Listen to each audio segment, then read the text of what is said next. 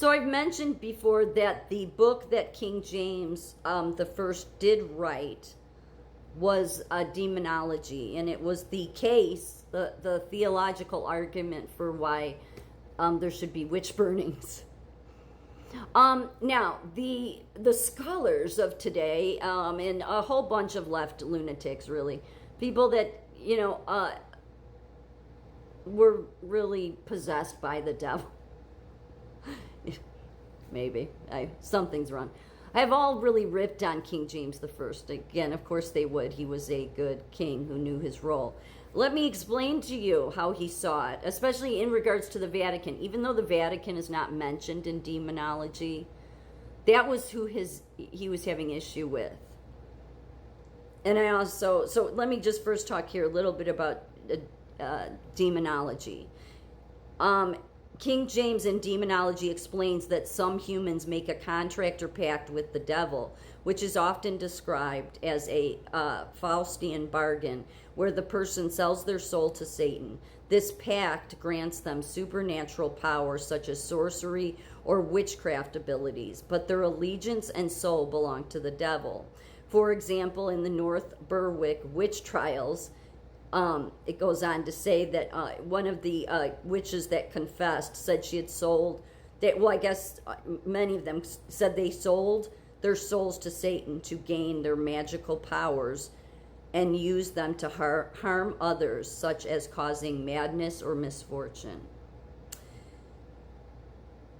James distinguishes between miracles of God and devilish acts by emphasizing that true miracles come directly from God and serve divine purposes, while acts attributed to sorcerers or witches are works of the devil or demons working under God's permission, but with evil intent. So that working under God's permission, but with evil intent, that's like the story of Job, where God put parameters on Satan and said, yeah, that's one of my children. You can persecute them. He does do that because he knew Job could handle it. I mean, it was a lot, but Job handled it. And when I didn't mention in my other video about Job, Job got everything back and more. So he did. He got all of his wealth and all new family, and you may think, well, what, you still but God restored everything. See, there's a reason why it's also to this whole thing about change your thoughts, change your life bothers me too, is because there's a reason that God says in the last chapter of the Bible at the very end, I will wipe away all tears. Because I think that truly people that see this world for what it is, and Jesus did. Why do you want to love a world that Jesus says is not his kingdom? I mean, we say Jesus is king or whatever. Okay, but he hasn't truly, he hasn't come back and is sitting on the throne. He's still raising up kings, right? Yeah. So, which is the way he does it.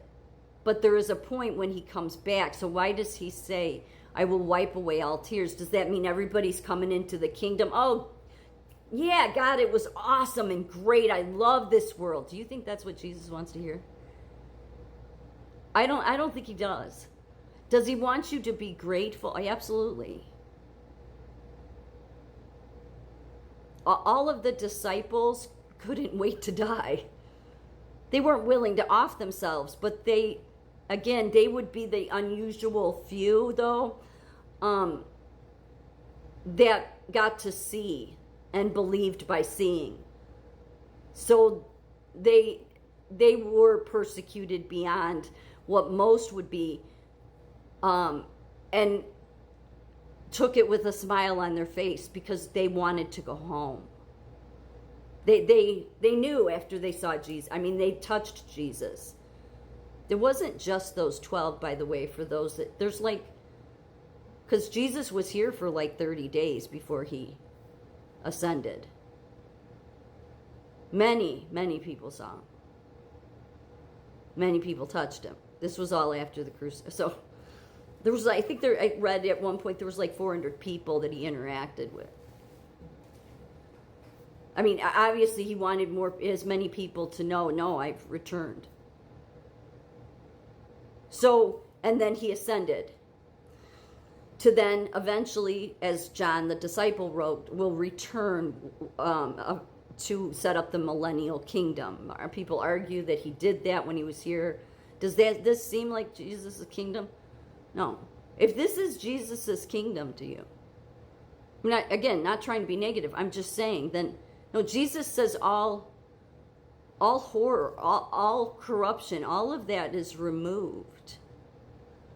And it's not this false frilly stuff where the regular people know it's all bullshit.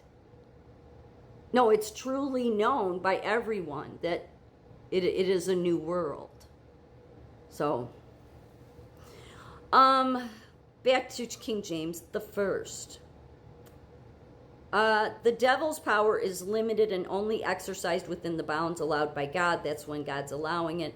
Devilish acts often involve deception, curses, illusions, and harm to others, supernatural means that oppose God's will. The essence of the devil's contract is the exchange of the soul for power and benefits, and the difference between God's miracles and devilish acts is a matter of source and purpose. God's miracles affirm faith and goodness, while devilish acts are corruption meant to seduce, harm, or lead people astray, often cloaked in illusion or trickery. That cloaked in illusion and trickery is what I see with it's the rhinos, for example, okay? But it's not just them. It's people that many trust and they should question. Because many can say they believe in God and they bring it on a false narrative, though. The only way you're going to know that is you have to know God, and you know the Holy Spirit dwells within you, right? So King James the First clearly believed, there's no doubt when you read he absolutely believed in God. So him enacting the divine right of kings, and he did that because of the Catholic Church, okay? And they tried to blow him up. Oh, and by the way, what's even more telling is the Catholics came here saying, oh, England is persecuting us. Yeah, that's what they told all the Protestants. And the Protestants knew, no, you're not being persecuted there. You had King James II. I know. But just so you realize, this was their big persecution. It was after the gunpowder plot where the Vatican tried to blow King James up.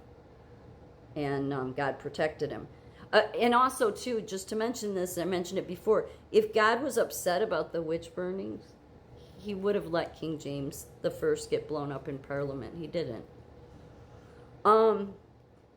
So after the gunpowder plot, which was against him, James implemented stricter measures against Catholics, including legislation requiring subjects to take an oath of allegiance that denied the Pope's authority over the king. He is absolutely right, 100%, no denying it. And if you're a Christian that denies that, then you don't follow Christ.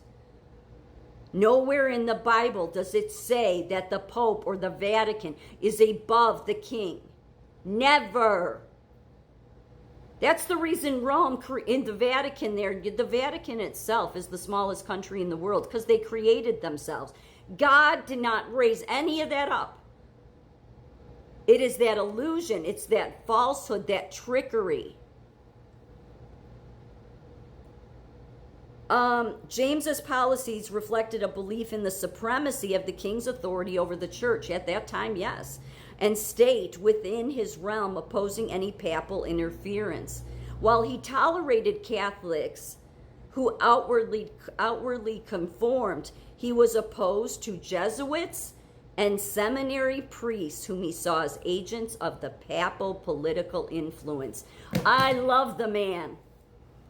I do. He is so dead on. That's why I love King James First, because he's so absolutely right. And what it tells me is he knew the Holy Spirit and God.